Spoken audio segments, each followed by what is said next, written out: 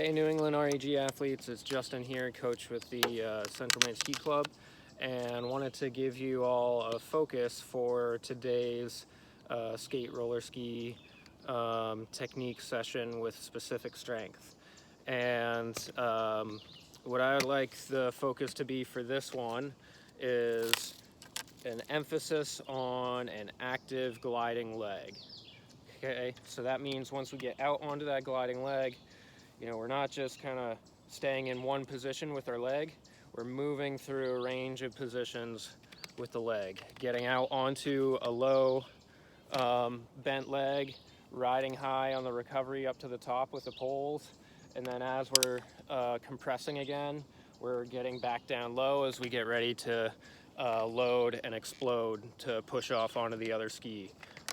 That's one of my favorite mental technique cues that helps out with this, is thinking about loading and exploding off of each ski. So yeah, we'll give you a little shot here of kind of what we're looking for.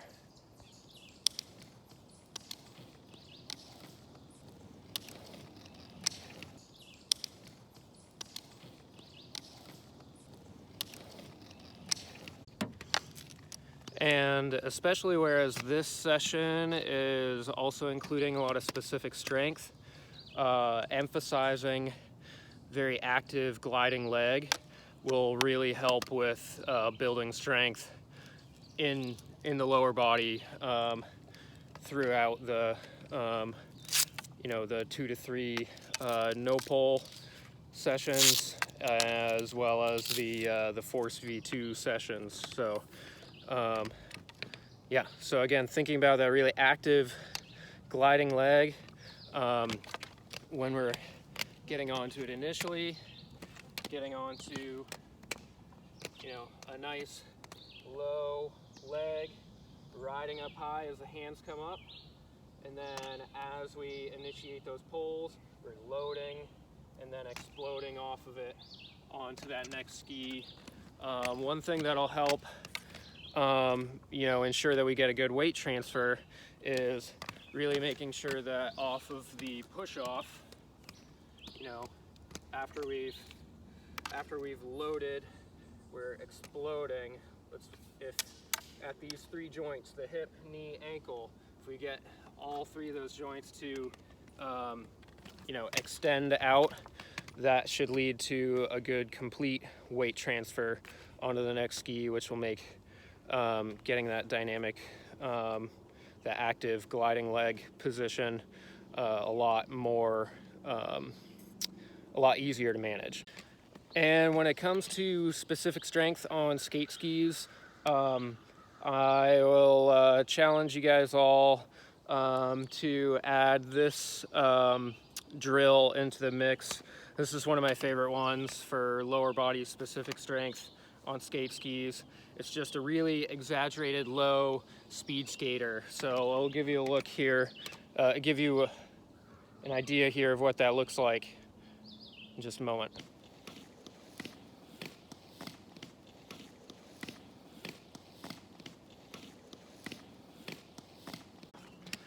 Cool, and with these super low speed skaters, if you think you're down in as low of a position as you can get in the legs, try and stretch that just a little bit lower, because oftentimes what you think is really low looks a little bit higher from a coach's perspective.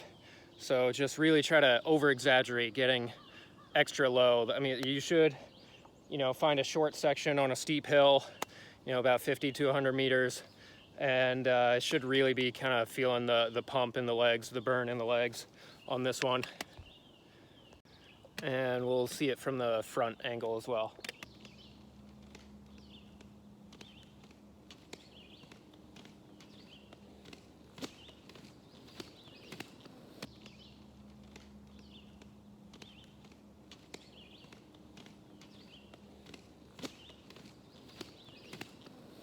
So yeah, pretty straightforward there with the speed skaters. It's just get as low as you can. I don't know, mix that in.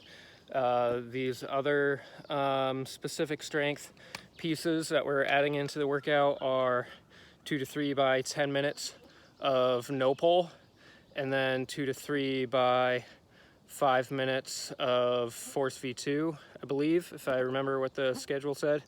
But reference the schedule, that's probably more accurate than what I'm saying. So you can do the same number of these, mix in 2 to 3 on a short 100-meter stretch. I mean, with them being so short, you can do a little bit more if you're feeling up for it, but try to give it a shot for at least 2 to 3. Okay, and what I'd like to do now is to look at some of the best skiers in the world and how they exemplify a really good active gliding leg. This clip is from the sprint final at Lenzerheide this past season, and you can tell that these three in the front in particular, although all of them are doing a great job of it, are extremely active in the legs, getting onto it in a very low gliding position, riding up tall, and then getting back low as they get ready to explode and push off onto that next ski. We'll try it in slower motion this time as they're scrubbing. Let's see. There we go.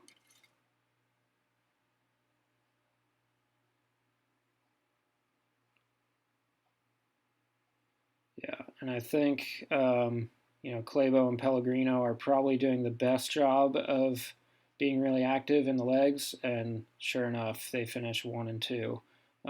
So clearly, very important to have a very active gliding leg, as that translates into a lot of speed, as you can see here. Actually, it might be arguable that Pellegrino is doing the best job of getting a really active leg, and he's closing in on Calebo here, just didn't have enough real estate. So, yeah, and obviously this is a little exaggerated since it's the finish of a sprint final. Here we've got Shirota at, I believe this was from RA Sweden last season in a distance race, and you can tell that where I've got it paused here, he's quite low there, but we'll see it once we push play here how active he is. Yeah, and Shirota, a short clip, so we'll go back to it. Shirota is one of the best skate distance skiers on the World Cup. He's very good, and I think that active gliding leg has a lot to do with it. Yeah, and so here we've got Kruger, Holland, and Sveen from the 2018 Blink Festival. And this is a 7.5K mass start race that goes all uphill the whole time. So I think because it's uphill, they have to be a little bit more active in the legs as a result.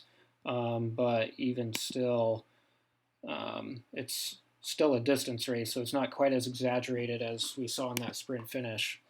But yeah, you can just see how low Kruger in the front here gets on that gliding ski, and then rides up nice and tall. The hips come forward when he comes up tall, and when he finishes with his push off, he gets that nice triple extension there. You can see that in the hip, knee, and the ankle on his left leg, our right hand side as we're watching it. Really finishing with that good triple extension. So yeah, we'll watch it through one more time here. Back a little further. Okay. Yeah, and they all look excellent doing this, although Kruger definitely looks the most efficient of the three. You can just tell that he's doing a little bit less work, but doing, going the same speed, if not faster, and might explain why he went on to win this race. Spoiler alert. But yeah, so as you're doing your workout today, The goal is, I believe, about an hour and a half of moving time with 2 or 3 10-minute sessions of no pole skiing, making sure to emphasize this active gliding leg. And then 2 or 3 5-minute sessions of forced V2. So, up climbs, still V2ing, even if it's a little bit outside of your V2able range and in like a race or something, as well as even on some downhills, at least the non-sketchy downhills. And then also, if you're feeling up for it, throwing in that no pulse low speed skater drill that I was demonstrating earlier can be a really good specific strength exercise for the lower body on skate skis. So yeah, best of luck.